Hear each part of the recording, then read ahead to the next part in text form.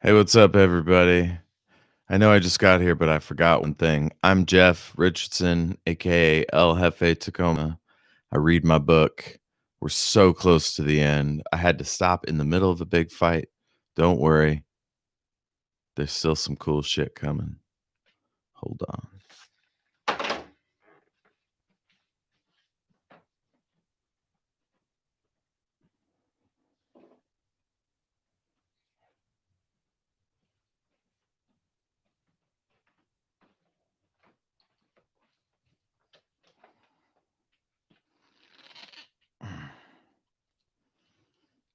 Cracking open a new weed. It's called Dosey Pop from Northwest Harvesting Company. Hey, hey, hey, can I hear myself? Hey, hey, hey, can I hear myself? Oh, yeah. Hello, how's it going? Do-do-ba-do-do-do-do. Do-do-do-do-do. Why-do-do-do-do. Why do? All right. Once again, I'm Jeff. This is day 1, book 5, chapter 18. Captain, we're coming in too hot. Numerius was freaked. They'd left the Shadow Inn and the tower behind, but as they came within sight of the central temple, they realized it was surrounded with soldiers and cops. They had artillery pieces, for God's sake. There's no way they're going to let us land. The captain studied the readouts. Then he yanked up his sleeves and pushed Numerius out of the chair. He switched on the comm. All crew, strap in. Prepare for crash landing. Joran's voice came through their headsets. What? Numerius ran to the auxiliary terminal and started winching Joran up. He could hear Joss cursing furiously in the background.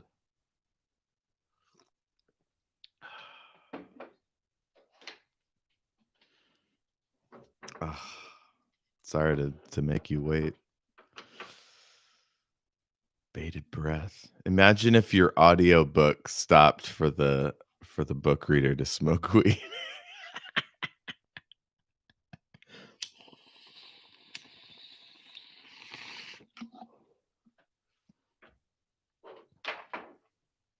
It's funny, that's like the first time I'm mentioning that. All right. San Demon took evasive action. The army hadn't scrambled fighters yet, so the most serious threat were those surface-to-air cannons. He began rapidly toggling switches. He shouted back to Numerius, "As soon as he's in, shut the ramp. We need full shields, tilted facing the ground. As I roll, compensate to cover the blasts. We can't allow those shells to hit us high." Numerius shouted back, "Aye, aye, sir." San Demon came around between two office towers and drove the ship hard. Blue flashes of light arced through the sky toward the ship, tendrils of smoky purple lightning zapping between ship and tower. Joran screamed into the headset, "What the hell are you doing up there?" Numerius flipped a switch, briefly muting Joran's enraged shouts in the headset. "Joran's aboard, Captain." The captain squinted his eyes tight. He feathered the auxiliary defense trigger, dropping a series of countermeasures.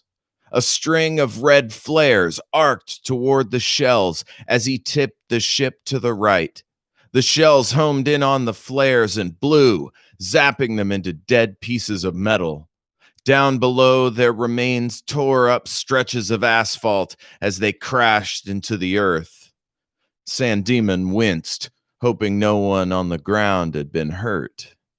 The ship was almost to the temple's highest point, forward windscreen looking out over the bay, late sunlight streaming into the bridge.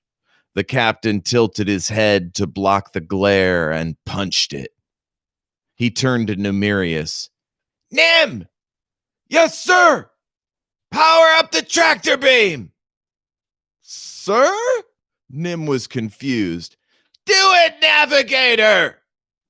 Numerius grabbed the weapon control and toggled on tractor beam. A thrumming filled the ship. The captain shouted, Everyone hunker down! We're coming in hard and fast! Prepare to abandon ship! Numerius crossed himself as he aimed the beam. The captain shouted, Fire primary beam at the southeast corner of the temple, where that buttress meets the spire. As we circle around, hit the southwest corner with the secondary. Got it? Numerius's heart pounded as he realized what they were doing. Captain? The captain's face contorted, giving him a fearsome, gargoyle-like appearance. Do it, crewman! It's our only shot! Numerius pulled up the second joystick, feathered the trigger, setting the second crosshair close to the target. Sandemon slipped one thundering blast, dropped the rest of the decoy charges, then shut off the main engines. The ship drifted, rolling starboard as the heavy repulsors moved the ship alongside the ramparts. Jas! Blow the top hatch! Prepare to evacuate! The captain waved at Numerius. Nim fired the first beam, slowing the ship down significantly. The corner of the temple buffeted with the extra mass drawn toward it. Bits of stone and plaster rained down onto the street, crushing cars, sending cops and soldiers diving for cover. Numerius prayed for deliverance as he activated the second beam. The effect was instantaneous. The whole ship hurled itself directly at the side of the temple, crashing onto the high balcony like a bomb hitting a statue. Everything shook. The bridge compartment crumpled. Numerius hung on for dear life. Every alarm on the ship was screaming. The captain smiled and switched all power to gravity overload. The lights went out. They began to float in their seats. The captain threw his anti-grav harness to Nim. Go! Now! Abandon ship! Nim stared at the captain, eyes wide with horror. Captain, come with us! Sandemon roared with an inhuman fury. Abandon ship, goddammit! That's an order! Numerius hit the harness's thruster and flew from the bridge. He cringed as he darted through crumpling corridors, the entire ship buckling and tearing apart. By the time he made it to the hatch, the ship was tilting away from the temple. He blasted out of the hatch and tumbled out onto the marble balcony. He could still see the greenish mirage-like shimmer of the tractor beams holding the ship in place. He spotted the others huddled under a shallow arch, beyond which the marble head of Zora was standing inside the temple proper, proudly facing the vast chamber below. The hood of her robe had been damaged by debris, but seemed mostly intact. Then 2 blue shells hit the ship, and everything went dark. The tractor beams were gone. The ship was powerless. After that, everything happened very fast. Numerius half ran, half stumbled to the skylight as the balcony pulled away from its moorings. Planters and old furniture went tumbling as all the angles shifted on their axis. Numerius fell prone. He was dead. Well, laddie, it was fun while it lasted. And then he was dangling from Joss's crooked hands. Oh, crooked. And then he was dangling from Joss's crooked hands. The harness's auto-safe feature keeping him from plummeting to his death, which had the added benefit of not yanking Joss down with him. With a deafening scrape, the ship fell away, taking most of the balcony with it. As Numerius scrambled onto the lip of stone, he made the mistake of looking down. The Horus seemed to float for a second before erupting into pieces on the street. Cars, artillery pieces, cops, everything went flying in all directions. Dust plumed upward, stretching up at least 50 feet. As gunfire opened up on the demolished corpse of the Horus, the group filed into the temple behind the head of the goddess. A narrow switchback staircase had been carved between her shoulder blades, presumably to allow workers to access her for maintenance. Then the ship exploded. The heroes hugged the side of the statue. Zora's head, already damaged in the crash, went tumbling off and down into the great hall. The impact was terrifying. Numerius looked into everyone's eyes, his own filling with tears. He wiped a stream of snot from his face and smiled. Well, at least things can't get any worse. Torvald patted him on the arm. That's the spirit, Nim. Ariel panned across their faces and gave Torvald the thumbs up. Torvald spoke directly to the viewer. Captain Alistair Sandemon, 77 years old. Hero to the end. He saluted. A braver man has not been seen by this reporter. He will be missed. The camera studied the faces of the crew over Torvald's shoulder. As Torvald turned to look at them, Therese wept into Portillian's chest. Grundle waved at the cameraman to stop. Joran coughed into his jacket, obscuring his face. Ariel faded the image to black. The sound of tears and sniffling continued, punctuated by the occasional crash of stone on stone.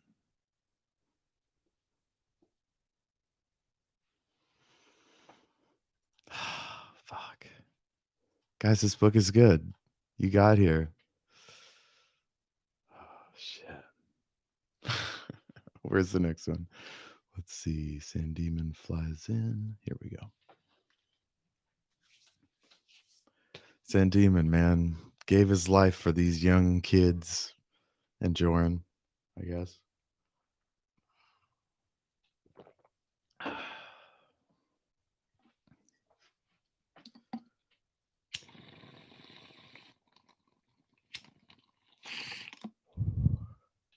Pour one out for Alistair.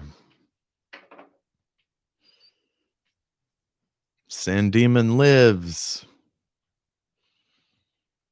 I don't know. Come up with your own hashtag. Chapter 19. Maki. She was just lying there, cursing her fate, when the head of Hawk Team hustled in. They threw down a tarp, rolled her onto it, and heaved her over their shoulders. An air car picked them up at the balcony and took them to safety. According to the news, a starship had crashed into the temple. She groaned, hoping they'd all died. knowing in her guts that they'd survived. They'd already done the impossible. What was one more lucky break? Losing the cross was the worst part, and losing it to a piece of human garbage like Faline Faerun, it couldn't get much worse than that. It couldn't get much worse than that. Maki had recovered from the paralysis, but she didn't think she'd ever recover from the embarrassment of failing another mission. How could she continue to run a team of Shadowin if she couldn't even hold on to the cross? Amazing. She had a lot of explaining to do. Maki's hard on herself. She takes this stuff real seriously. Let's see. How much time? 15. All right. Chapter 20. Ayana. She knew what she had to do. She drew the other 5 priests behind her, two guardians beside. The priestesses stood in a ring around the visitors, prepared to heal or set shields. This was it, her final battle. She'd faced death before, but this time was different. She knew they were surrounded. Her last act could only be to save as many lives as possible. She strode up the short stair, shield arcing through the air. Rhymes with stare. I don't like it. Shield arcing ahead of her. All around the opening, glass and rubble lay strewn in a wide arc. Across the street, at least a dozen black-clad Shadowins stood, hunkered down behind cover, weapons trained on her position. She saw the sun dipping behind the buildings, its late-day glare piercing her eyes. She felt a headache brewing. She called out to the gunman. "I have injured here. We request safe passage to take them to a hospital." No one moved. None of the gunmen spoke. It was as if they were waiting for her to do something. She heard the others in her group murmuring lowly on the steps behind her. She could hear sirens in the distance. Whoever had planned this operation had planned it well. Their keen sense of timing had ensured they'd get away before the cops arrived. Or maybe they have some of their own on the force. Her moment was coming to an end. She waved back at the others, hoping their enemies would respect her position. "I'm going to ask that you let these people go. I will come with you. Just please, don't kill anyone else." Her priestesses gasped. They had obviously not considered such an act. Ayana felt her heartbeat slowing down. She took a step forward, then another. Her shield's height came down, covering just the area between the gunman and the stairs. She knelt down, hands in the air, stretching the shield so it provided a barrier for the group to leave. No one spoke. She heard them walk up the stairs and form up around her. She felt tears course from her eyes as they dropped to their knees beside her. She hadn't expected such solidarity. It was humbling. She wanted to yell at them, to demand that they leave, but she knew they would not. This was their moment as well. Then the gunmen did something she couldn't have expected. They receded into the shadows, shouldering and holstering their weapons. Within a few seconds, all of them were gone. Ayanna swung her head in all directions, trying to find some reason for their leaving. Sophris? He hadn't spoken to her since she left the building. Could he have controlled their minds somehow? Just then, two white vans rolled down the street and stopped a few yards away. Two teams of uniformed men filed out and ushered her group in. Hmm. Two teams of uniformed men filed out and ushered her group into the vans. She saw the sigil of House Ferrul on their lapels. Who is responsible for this? I want answers! The operatives didn't respond. It didn't matter. She knew the answer. This had her mother's stamp all over it.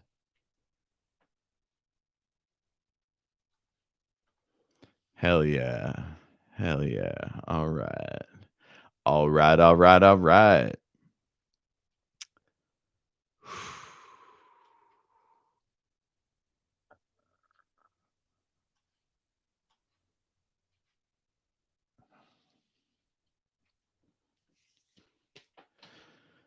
All right. You guys ready? Next chapter. It's the last book, book 6, The Null Gate. Have a nice night.